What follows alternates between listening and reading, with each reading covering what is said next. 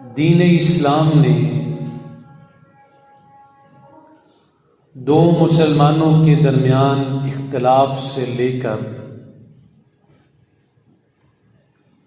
قوم و ملت کی سطح تک ہر قسم کے اختلاف اور قتل و غارت کی تمام اسباب اور محرکات سے روکا ہے۔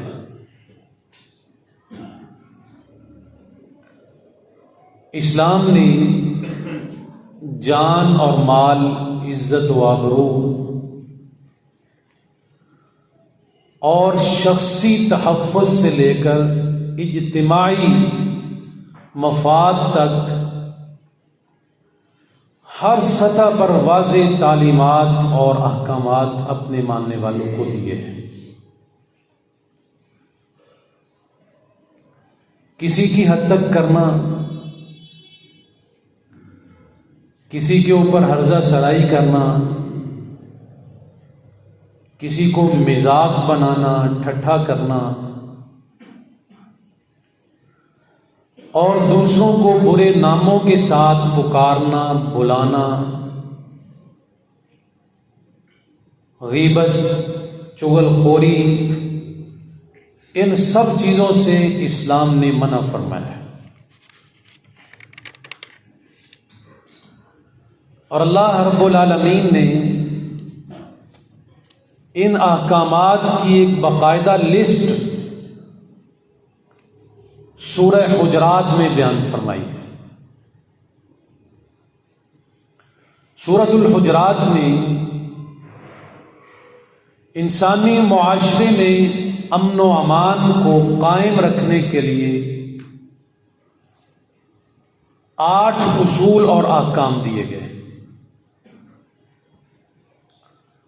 اگر کوئی انسانی معاشرے اور اخلاقی اور ایمانی معراج چاہتا ہے تو وہ یہ 8 کام چھوڑ دے۔ اللہ سبحانہ و تعالی اس کے دل میں ایمان کی مٹھاس اور اس کی دنیا کو جنت نما بنا دے گا۔ لیکن شرط یہ ہے کہ وہ جو 8 احکام، 8 چیزیں اللہ تعالیٰ نے جن سے منع فرمایا ہے، انسان ان سے رکنے والا بن جائے۔ میں آپ کے سامنے ایک بڑے ہی اختصار کے ساتھ وہ 8 چیزیں رکھوں گا۔ سورہ حجرات میں سب سے پہلی اللہ سبحانہ و تعالیٰ نے جو ان منہیات میں سے ذکر فرمائی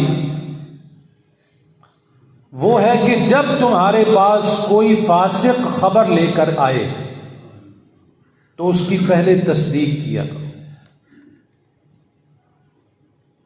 یعنی فاسق کی بات کو بغیر تصدیق کے نہیں ماننا۔ آج کل دیکھیں کتنا فسق چل رہا ہے۔ اس جھوٹ کے پیچھے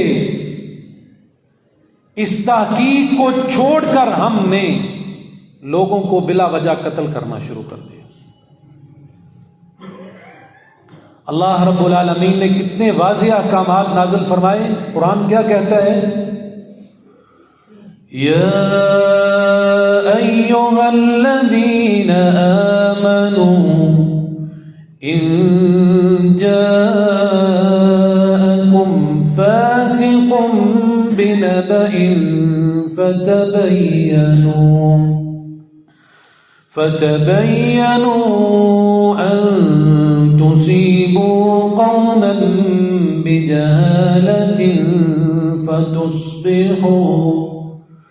فتصبحوا على ما فعلتم نادمين۔ اللہ رب العالمین نے فرمایا کہ اے ایمان والو، جب تمہارے پاس کوئی خبر لے کر کے آئے اس خبر کی پہلے تصدیق کیا کرو، اس کے پھیلانے سے پہلے، اس کے اوپر عمل کرنے سے پہلے اس کی مکمل تصدیق کر لو، اس کی ٹوہ لگا لو، اس کے متعلق اپنے ذہن کو مطمئن کر لو اور پھر اس خبر کے متعلق اگر آگے شائع کرنے والی ہے یا اس پر کوئی چیز عمل ہونے والی ہے، اس کے بعد اس کا دوسرا قدم اٹھاؤ۔ تو ہم نے ہر ایک کی بات کو سچ نہیں سمجھنا، اس کی تصدیق کرنی ہے۔ دین کے معاملات میں بھی تصدیق کرنی ہے۔ اللہ کے قرآن کے معاملے میں لوگ جھوٹ بولتے ہیں، محمد الرسول اللہ صلی اللہ علیہ وسلم کے فرمان کے معاملے میں لوگ جھوٹ بولتے ہیں۔ عام معاملات میں، کاروبار میں، گھر میں، بازار میں، دفتر میں، دکان میں، فیکٹری میں، جہاں پر آپ کا کام ہے وہاں آپ تصدیق کیے بغیر بات کو آگے نہ بڑھائیں۔ سب سے پہلے تصدیق کریں۔ اللہ نے بغیر تصدیق کے بات کو آگے پھیلانے سے، اس کے اوپر عمل کرنے سے منع کیا۔ یہ پہلی چیز یاد رکھیں۔ اس کے متعلق بہت ساری روایات بھی ہیں، لیکن میں صرف یہ 8 چیزیں آپ کو قرآن سے ثابت کر کے اس کے بعد ایک خاص چیز کی طرف اشارہ کرنا چاہتا ہوں۔ دوسری چیز قرآن حکیم نے بیان فرمائی، اسی سورہ حجرات میں اللہ سبحانہ و تعالیٰ نے اس چیز کو واضح فرمایا کہ اگر 2 مسلمان گروہوں کے آپس میں اختلاف پیدا ہو جائیں، 2 بھائی آپس میں اختلاف کا شکار ہو جائیں، تو تیسرے کا یہ حق بنتا ہے کہ اس کی صلح کروائے، اس کے اندر مزید لڑائی نہیں، ان کی صلح کروانی چاہیے۔ قرآن کیا کہتا ہے؟ وَإِن طَائِفَتَانِ مِنَ الْمُؤْمِنِينَ اقْتَتَلُوا فَأَصْلِحُوا بَيْنَهُمَا فَإِن بَغَتْ إِحْدَاهُمَا عَلَى الْأُخْرَى فَقَاتِلُوا الَّتِي تَبْغِي حَتَّى تَفِيءَ إِلَى أَمْرِ اللَّهِ فَإِن فَاءَتْ فَأَصْلِحُوا بَيْنَهُمَا بِالْعَدْلِ وَأَقْسِطُوا إِنَّ اللَّهَ يُحِبُّ الْمُقْسِطِينَ۔ اللہ رب العالمین نے یہ واضح حکم دیا کہ جب 2 مسلمان گروہوں کی آپس میں لڑائی ہو جائے، کسی معاملے میں جھگڑا پیدا ہو جائے، کوئی اختلاف کھڑا ہو جائے، تو تمہارا یہ تیسرے کا حق بنتا ہے کہ ان کی آپس میں صلح کرواؤ، عدل کے ساتھ، انصاف کے ساتھ، اور انصاف کے تقاضوں کو پورا کرتے ہوئے تیسرے مسلمان کا یہ حق بنتا ہے کہ ان کی صلح کروائے، مزید لڑائی کی طرف نہ جائے۔ پیارے پیغمبر صلی اللہ علیہ وسلم نے خاص موقعوں پر آپ نے جھوٹ بولنے کی بھی اجازت مرحمت فرمائی۔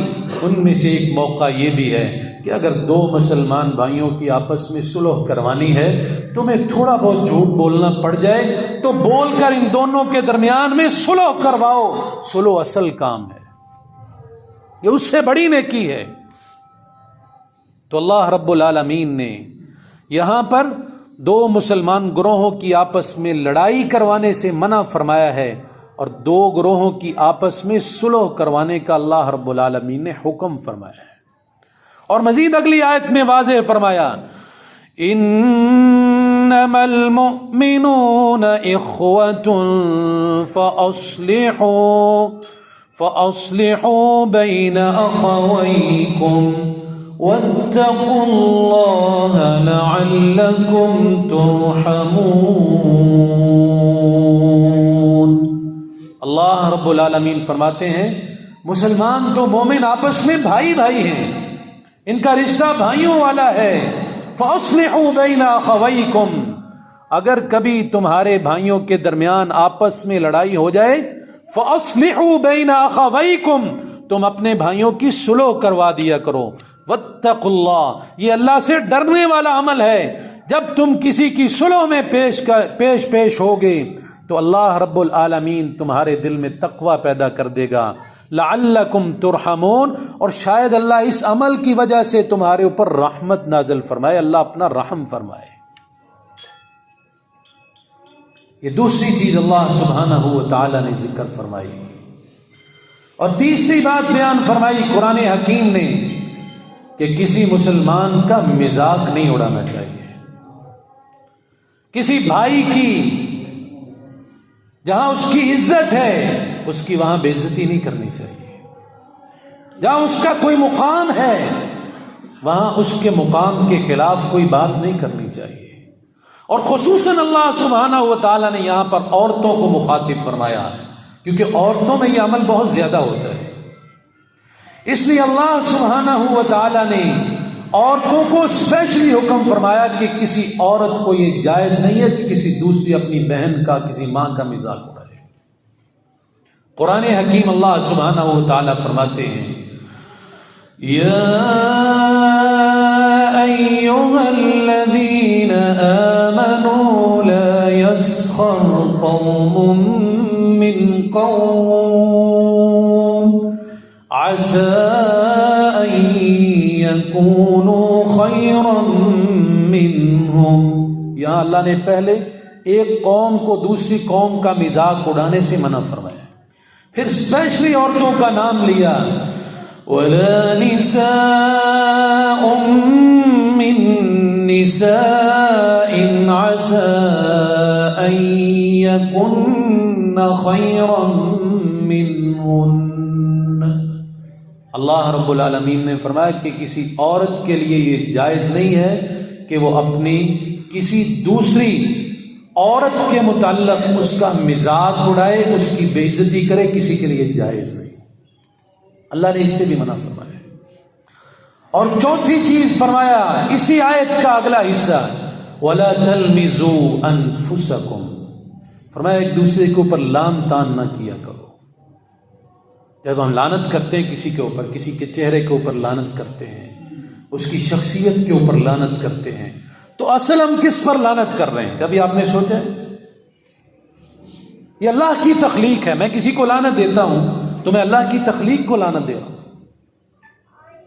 اب جو اللہ کی تخلیق میں کسی کے اوپر لعنت کرے تو اللہ رب العالمین اس کے اوپر کتنا ناراض ہوتا ہے کہ میں نے یہ تخلیق کی ہے، یہ صورت میں نے بنائی ہے، یہ چہرہ میں نے سجایا ہے، یہ جسم میں نے بنایا ہے، اس کو ایک جسم کی مانند چیز میں نے عطا کی ہے۔ اب اللہ رب العالمین کی تخلیق کے اوپر لعنت کرنا یہ بہت بڑا جرم ہے، میرے لیے جائز نہیں ہے، ہمارے لیے جائز نہیں ہے کہ کسی کے اوپر لعنت کریں، کسی کے اوپر لان تان کریں۔ اللہ رب العالمین نے لان تان کرنے سے بھی منع فرما دیا۔ ہاں، وہ لوگ جو لعنت کے مستحق ہیں، جن کو قرآن نے لعنتی کہا ہے، بعض اعمال ایسے ہیں جن کے کرنے کی وجہ سے اللہ کی لعنت برستی ہے، اللہ کے فرشتوں کی لعنت برستی ہے، تمام لوگوں کی لعنت برستی ہے، لیکن اس میں بھی کسی کو نامینیٹ کر کے اللہ نے لعنتی نہیں کہا۔ ہاں، خاص جو اعمال ہیں ان کے کرنے والے لوگوں کو لعنتی کہا ہے۔ اللہ رب العالمین نے لان تان کرنے سے منع فرما دیا۔ پانچویں چیز فرمایا وَلَا تَنَابَزُوا بِالْأَلْقَابِ، کسی کو برے ناموں کے ساتھ نہ پکارو، الٹا نام لینا، نک نیم بنانا، اللہ رب العالمین نے اس سے منع فرما دیا۔ ماں نام عبداللہ ہے، کتنا اچھا نام ہے، نام عبد الرحمن ہے، عبداللہ کو دلہ عبد الرحمن کو مانا، اللہ کے بندو اللہ کے نام ہے، رحمان کس کا نام ہے؟ اللہ کا نام، اللہ کی صفت ہے۔ عبداللہ اللہ کا بندہ جس میں اللہ کی صفت ہے، اب عبداللہ کے نام کو ہم بگاڑتے ہیں۔ اس طرح کی کئی ایسی مثالیں جو ہم نے گھروں میں اپنے بچوں کے نام رکھے ہیں، ان کو بگاڑ کر استعمال کرنا۔ محبت کے طور پر کوئی نام اگر انسان تجویز کرتا ہے، اگر اس میں کوئی قباحت نہیں ہے اور اس کے معنی میں غلطی نہیں ہے، وہ ایک الگ بات ہے، لیکن اگر کوئی اس نام کو ناپسند بھی کرتا ہے اور وہ نام معنی کے لحاظ سے بھی غلط ہے، اس کے ساتھ اس انسان کی عزت میں بھی حرف آتا ہے، تو ایسے نام پکارنے سے اللہ نے باقاعدہ منع فرما دیا۔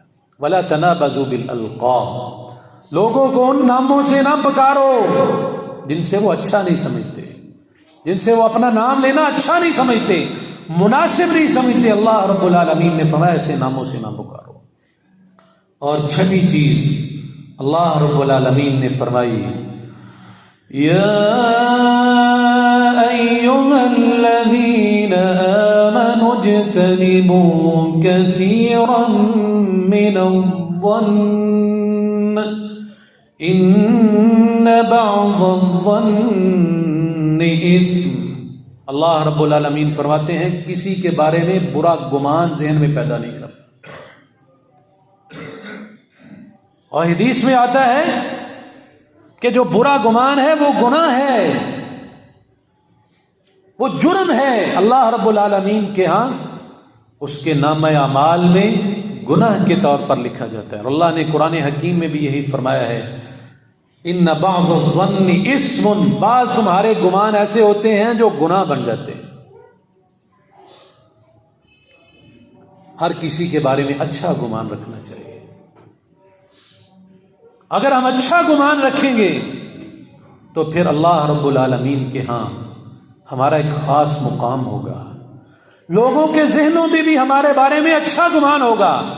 لیکن جب ہم کسی کے متعلق برا گمان کریں گے تو پھر لوگ بھی ہمارے بارے میں اچھا گمان نہیں رکھیں گے. اور بعض دفعہ انسان گمان کی بنا پر اتنے بڑے بڑے فیصلے کر بیٹھتا ہے کہ بعض میں اس کو پچھتاوا ہوتا ہے. اسامہ بن زید کا واقعہ رضی اللہ تعالیٰ عنہ میں نے کئی دفعہ سنایا ہے، صرف اشارہ کرنا چاہتا ہوں. ایک جنگ میں ایک کافر کے اوپر تلوار اٹھائی، اس نے جلدی سے پڑھ لیا اشہد ان لا الہ الا اللہ وان محمدا عبدہ ورسولہ. اسامہ بن زید رضی اللہ تعالیٰ نے تلوار چلا دی، اس نے کلمہ بھی پڑھ لیا، اس کے باوجود تلوار چلا دی. ذہن میں گمان تھا نا کہ اس نے اوپر اوپر سے پڑھا ہے. جب معاملہ اللہ کے رسول کے سامنے پیش کیا گیا، یا رسول اللہ فلاں شخص اسامہ بن زید نے اسے قتل کیا، اس نے کلمہ پڑھ لیا تھا، اس کے باوجود اسامہ نے اسے قتل کیا. اللہ کے رسول صلی اللہ علیہ وسلم نے اسامہ کو بلایا. اسامہ کیا وجہ ہے؟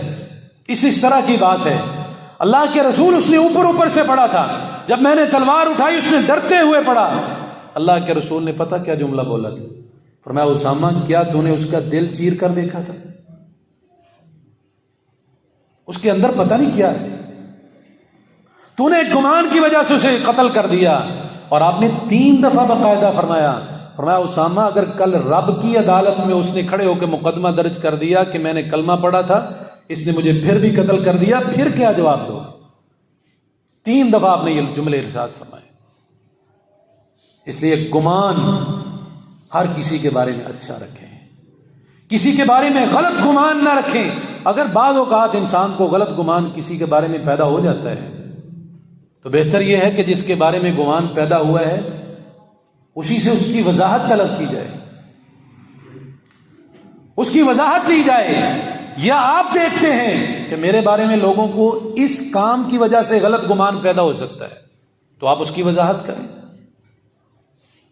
تاکہ لوگوں کے ذہنوں میں آپ کے متعلق غلط گمان وہ ذہنوں میں جنم نہ لے. اور یہ کو میرے آپ کی دور کی بات نہیں ہے کہ میرے ذہن میں گمان پیدا ہو سکتا ہے، آپ کے ذہنوں میں گمان پیدا ہو سکتا ہے. یہ اللہ کے نبی صلی اللہ علیہ وسلم بھی سمجھتے تھے کہ صحابہ کرام کے ذہنوں میں کوئی غلط گمان پیدا ہو سکتا ہے. پیارے پیغمبر صلی اللہ علیہ وسلم اعتکاف پر بیٹھے ہوئے ہیں، رات کا وقت ہے، آپ کی بیوی ملنے کے لیے آئی. نبی صلی اللہ علیہ وسلم رات کا وقت تھا، اندھیرا تھا، آپ نے فرمایا چل میں تجھے ادھر چھوڑ آتا ہوں، گھر تک چھوڑ آتا ہوں. نبی صلی اللہ علیہ وسلم نکلے باہر بازار میں، رات کا وقت تھا. 2 صحابی آ رہے تھے، انہوں نے دیکھا اللہ کے پیارے پیغمبر صلی اللہ علیہ وسلم ہیں اور آپ وہاں گھر کے قریب جا کر اپنی اس بیوی کے ساتھ کوئی خاص جو معاملات گفتگو تھی، کوئی کام ذمے لگانے تھے، اس کے متعلق گفتگو فرما رہے تھے تو 2 صحابی گزرے. اللہ کے نبی صلی اللہ علیہ وسلم نے فرمایا ٹھہر جاؤ ٹھہر جاؤ. اور ساتھ آپ نے کیا فرمایا؟ یہ دیکھو یہ میری بیوی ہے، کوئی دوسری عورت نہیں ہے. انہوں نے کہا سبحان اللہ، اللہ کے رسول کیا ہم آپ کے بارے میں ایسا کوئی گمان رکھ سکتے ہیں؟ اللہ کے رسول صلی اللہ علیہ وسلم نے فرمایا ہاں، شیطان انسان کے جسم میں ایسے گردش کرتا ہے جیسے خون گردش کرتا ہے.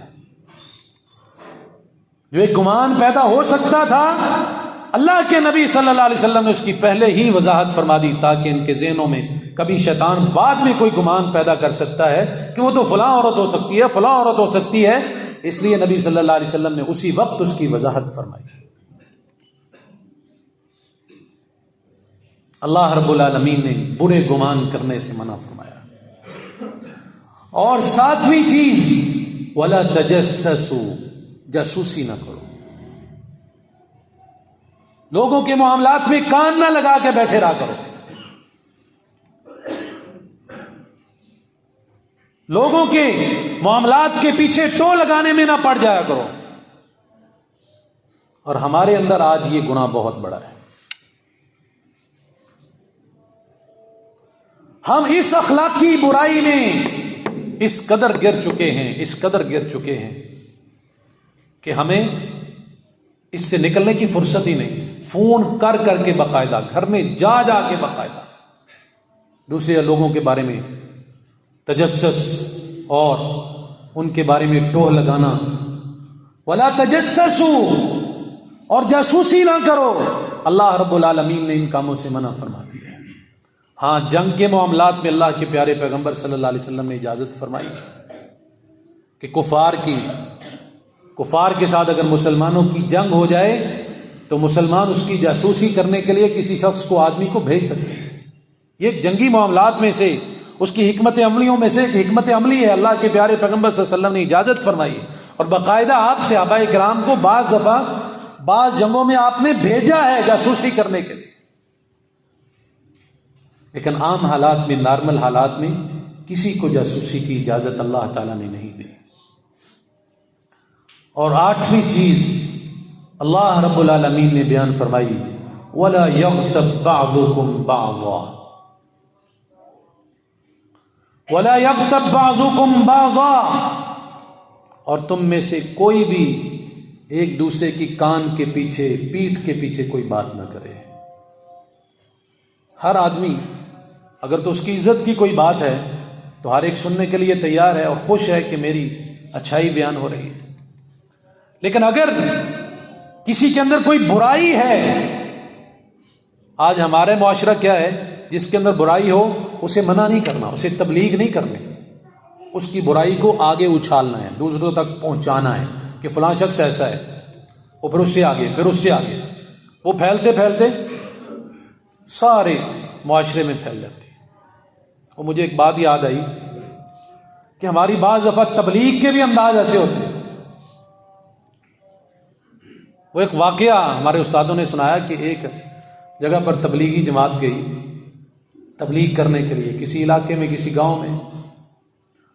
وہاں ایک کوئی وہ جو شراب پینے والا اور ڈانس کرنے والا فنکار، گلوکار آپ اس کو کہہ سکتے ہیں، وہ تھا۔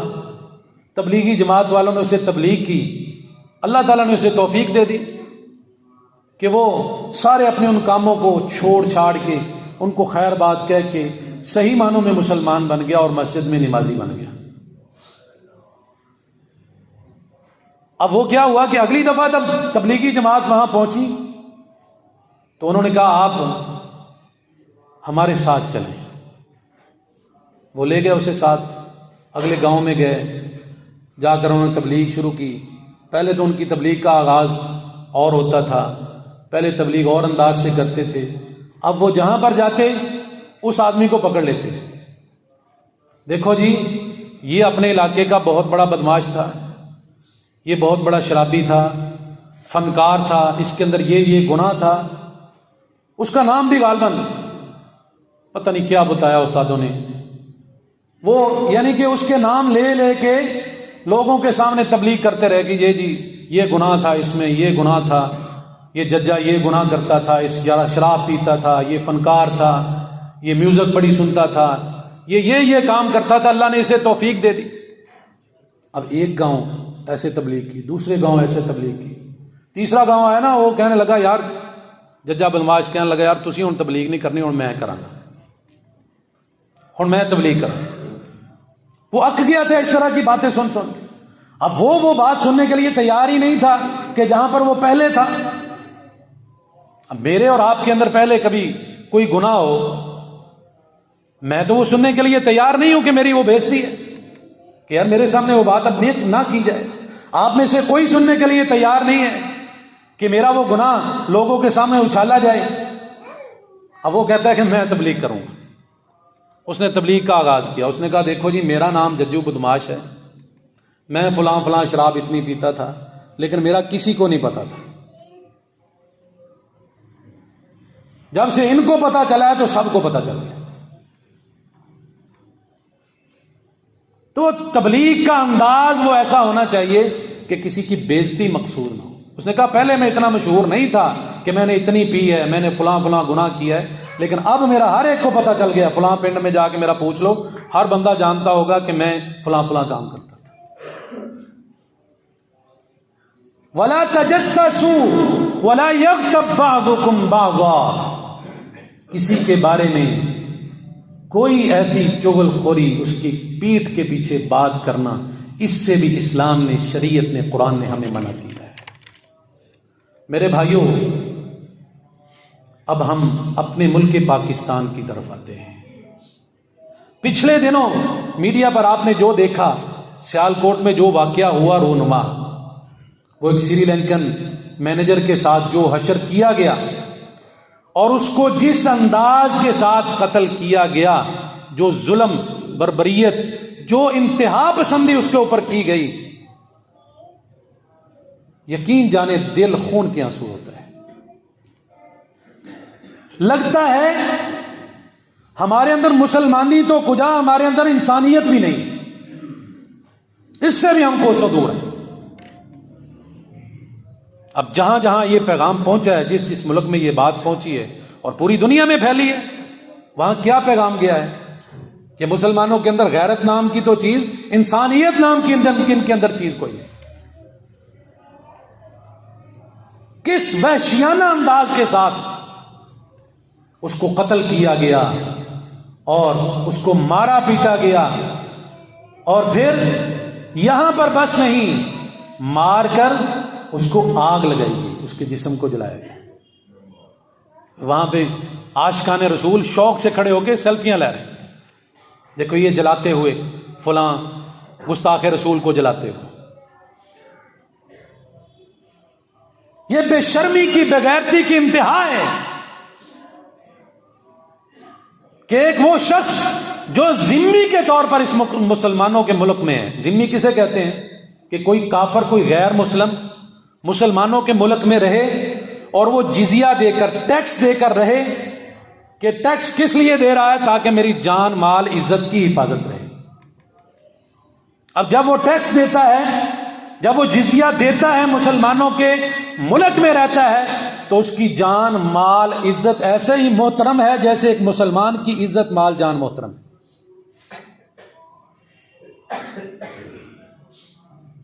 ایک الزام لگا کر، بہتان لگا کر کسی آدمی کو اس طرح سے ذلیل کر کے مارنا اور پھر دنیا کے سامنے اپنی نشر و اشاعت کرنا، یہ کہاں کی مسلمانی ہے؟ یہ کہاں کا ایمان ہے؟ ذرا سوچیں، یہ ہم مسلمانی کے کس انداز کے ساتھ جی رہے ہیں اور انسانیت کے کس انداز کے ساتھ جی رہے ہیں؟ وائے ناکامی متائے کارواں جاتا رہا، کارواں کے دل سے احساس زیاں جاتا رہا۔ میں داد دیتا ہوں تمام مکاتب فکر کے علماء کو جنہوں نے اس معاملے میں بری ذمہ ہونے کا اعتراف کیا اور باقاعدہ اس کے متعلق اپنا احتجاج ریکارڈ کروایا، مذمت کی اس واقعہ کی کہ ایسے واقعہ کے ساتھ، اسلام کے ساتھ ایسے واقعہ کا کوئی تعلق نہیں ہے۔ نہ دینی مدارس یہ سبق دیتے ہیں اور نہ ہی اسلام پسند یہ سبق دیتے ہیں۔ یہ کلمہ کسی اور نے پڑھایا ہے، یہ پٹی کسی اور نے پڑھائی ہے۔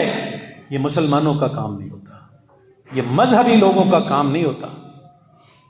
وہاں پر بیٹھ کر، کھڑے ہو کر نعرے بازی اور ویڈیو ریکارڈنگ، اور یہ چیزیں بعض دفعہ لوگ داڑھی رکھ کے اسلام کے اندر داخل ہو جاتے ہیں اور وہ یہ ثابت کرنا چاہتے ہیں کہ ہم مولوی ہیں اور ہم یہ کام کر رہے ہیں۔ لیکن اس ماحول میں کوئی ایک بھی ایسا نہیں ہے جس کے پیچھے کسی جماعت کا، مذہبی جماعت کا ہاتھ ہو. جنہوں نے کیا سو کیا. اب اللہ کے پیارے پیغمبر صلی اللہ علیہ وسلم کے دور میں اگر کوئی ایسا واقعہ ہو جاتا کہ کسی کے اوپر الزام لگا کے اسے قتل کر دیا جاتا تو اللہ کے پیارے پیغمبر صلی اللہ علیہ وسلم اسے سزا دلوایا کرتے تھے کہ الزامی طور پر، بہتانی طور پر قتل کیا گیا ہے. شروع میں ہم نے جو چیز پڑھی، یا ایھا الذین آمنوا ان جاءکم فاسق بنبأ، اگر تمہارے پاس کوئی فاسق خبر لے کے آئے سب سے پہلے اس کی تصدیق کیا کرو کہ کہاں تک سچ ہے. بغیر تصدیق کے وہاں 400 آدمی موجود تھا، خبروں کے مطابق 400-500 آدمی وہاں موجود تھے. حضرت عمر رضی اللہ تعالیٰ عنہ کے دور میں ایک نوجوان لڑکے کو قتل کیا گیا بغیر وجہ، کوئی وجہ نہیں تھی، ایسے اس کے اوپر ایک الزام لگا کے اس کو قتل کر دیا گیا. یمن کے اصنعاء علاقے کے رہنے والا تھا. امیر المومنین سیدنا عمر فاروق رضی اللہ تعالیٰ نے کیا تھا؟ اس وقت یہ الفاظ ارشاد فرمائے تھے حضرت عمر رضی اللہ تعالیٰ عنہ نے کہ اگر اس کے قتل میں پورا یمن شامل ہوتا میں پورے یمنیوں کو قتل کروا دیتا. اور باقاعدہ 7 بندے پکڑے گئے اس لڑکے کے قتل میں. حضرت عمر رضی اللہ تعالیٰ نے سب کو پھانسی کے پھندے پر لٹکایا. ہم یہ مطالبہ کرتے ہیں، حکومت وقت سے پرزور اپیل کرتے ہیں کہ ایسے مجرموں کو کیفر کردار تک پہنچایا جائے، ان کو کڑی سزا دی جائے تاکہ باقی معاشرہ اس معاملے میں الرٹ ہو جائے کہ کسی کے اوپر اس طرح سے بہتان لگا کے اس کو قتل کر دینا. اگر یہ معاملہ حکومت ایسے ہی چھوڑ دے، کسی کی پکڑ دکڑ نہ کرے، پھر تو ہر کوئی کسی کو گستاخ رسول کہہ کے قتل کر دے گا. پھر تو کسی کی جان کی کوئی عزت رہے گی نہیں، کسی کا احترام ہوگا ہی نہیں. پھر تو میں بھی کسی کو گستاخ رسول ڈکلیئر کر کے اس کو مار سکتا ہوں، اس کو قتل کر سکتا ہوں. پھر آپ بھی یہ دعویٰ کریں گے، آپ بھی اٹھ کے یہ کام کریں گے. اگر پوری قوم اسی معاملے میں لگ جائے گی کہ ساری دنیا میں فساد پیدا ہو جائے گا. میرے بھائیوں، سب سے پہلے جب حکومت موجود ہو، جب سزا دینے والے ادارے موجود ہوں، اس وقت تک کسی عام فرد کی یہ حق ہی نہیں بنتا کہ وہ کسی آدمی کو قتل کرے. اگر کوئی ایسا جرم تھا بھی اس میں تو حکومت وقت کو اطلاع دی جاتی، اس کے اوپر مقدمہ درج کرایا جاتا کہ اس نے فلاں گستاخی کی ہے، اس کے اوپر یہ مقدمہ کیا جائے. آپ کا حق جو ہے وہ مقدمہ کروانا تھا. حکومت اس کو سزا دے تو ان کا بھلا، اگر چھوڑ دے تو وہ مجرم. لیکن اگر آپ اپنے طور پر ایک ایک بندے سے اس طرح سے حساب لینے لگ جائیں گے تو پھر میرا خیال ہے اس معاشرے میں، اس دنیا میں فساد کے علاوہ اور کچھ نہیں پھیل سکتا. اور پھر اس سے بڑا جو بھیانک جرم، ایک تو قتل کر دیا، اس کے بعد جو آگ لگانا، جو اس سے بھی بڑا جرم. اللہ کے نبیوں میں سے ایک نبی تھا، صرف آخری بات کر رہا ہوں، حضرت ابو ہریرہ رضی اللہ تعالیٰ عنہ حدیث کے راوی ہیں. ایک نبی اللہ کے نبیوں میں سے گزرا، اللہ کے پیارے پیغمبر صلی اللہ علیہ وسلم نے فرمایا اس کو ایک چیونٹی نے کاٹ لیا. آگ کا عذاب دینے کی بات کر رہا ہوں کہ کسی کے لیے یہ جائز نہیں کہ کوئی کسی جاندار چیز کو آگ کا عذاب دے. صرف اللہ ہی آگ کا عذاب دے سکتا ہے. کسی نبی کے، کسی صحابی کے، کسی امتی کے لیے یہ جائز نہیں اللہ کی کسی بھی پیدا کردہ چیز کو آگ کا عذاب. نبی کو چیونٹی نے کاٹ لیا. نبی نے کیا کیا؟ حکم دیا کہ اس چیونٹی کی ساری بل کو جلا دو. وہ جتنی کی جتنی چیونٹیاں تھی بیچاری اس بل میں ساری کی ساری جل گئی، راکھ ہو گئی. اللہ تعالیٰ نے آسمان سے باقاعدہ پیغام بھیجا، اے نبی تجھے ایک چیونٹی نے کاٹا ہے، تو نے میری اتنی ساری مخلوق کو جلا دیا ہے جو صرف میری تسبیح کے علاوہ اور کوئی کام نہیں کرتی. اس حدیث سے ثابت ہوتا ہے کہ اللہ کی یہ جاندار مخلوق بھی اللہ کی تسبیح کرتی ہے. یہ چھوٹی سی کیڑی جو ہمیں چلتی ہو نظر بھی نہیں آتی، غور سے دیکھیں پھر پتہ چلتا ہے. وہ جب رینگتی ہے تو اللہ کی حمد و ثنا کرتی ہے، اللہ کی تسبیح کرتی ہے. اللہ کے پیارے پیغمبر صلی اللہ علیہ وسلم ایک سفر میں تھے، راستے میں دیکھا تو پڑاؤ کیا، وہاں پر آپ نے دیکھا کہ کچھ چیونٹیاں جلی پڑی ہیں. اپنی بل سے باہر نکلی ہیں اور جلی پڑی ہیں. نبی صلی اللہ علیہ وسلم نے پوچھا ان کو کس نے جلایا ہے؟ ایک صحابی ڈرتے ہوئے کہنے لگا اللہ کے رسول ہم نے جلایا, یہ تنگ کر رہی تھی, بار بار ہمارے یہ چونٹیاں کاٹنے کا تنگ کر رہی تھی ہمارے. اللہ کے نبی صلی اللہ علیہ وسلم نے فرمایا تمہیں پتہ نہیں اللہ کے علاوہ کسی دوسرے کے لیے جائز نہیں کہ وہ کسی جاندار چیز کو آگ کا عذاب دے. آگ کا عذاب دینا کسی کے لیے جائز نہیں ہے. اس بیچارے کو آگ کا عذاب بھی دیا گیا, پہلے مار دیا, وہاں دل ٹھنڈا نہ ہوا, پھر اس کے اوپر پٹرول چھڑک کر اس کو آگ کا عذاب دیا گیا, جبکہ آگ کا عذاب اللہ سبحانہ و تعالیٰ کے علاوہ کسی دوسرے کے لیے دینا جائز اور درست نہیں ہے. میرے بھائیوں, ان معاملات میں ہمیں اپنے بچوں کو بھی درس دینا چاہیے, اپنے ماتحت لوگوں کو بھی سمجھانا چاہیے کہ ایسے معاملات میں اکیلے فرد کے لیے کوئی اس طرح کا معاملہ, اس طرح کا قدم اٹھانا, کسی کے لیے قتل کرنا, گستاخ رسول کا لیبل لگا کر اس کو سزا دینا, اس انداز کے ساتھ جلانا, یہ جائز اور درست نہیں ہے. ہمیں یہ معاملات حکومت کے سپرد کرنے چاہیے, وہی اس کا نوٹس لے اور اس کے مجرموں کو کیفر کردار تک پہنچائے.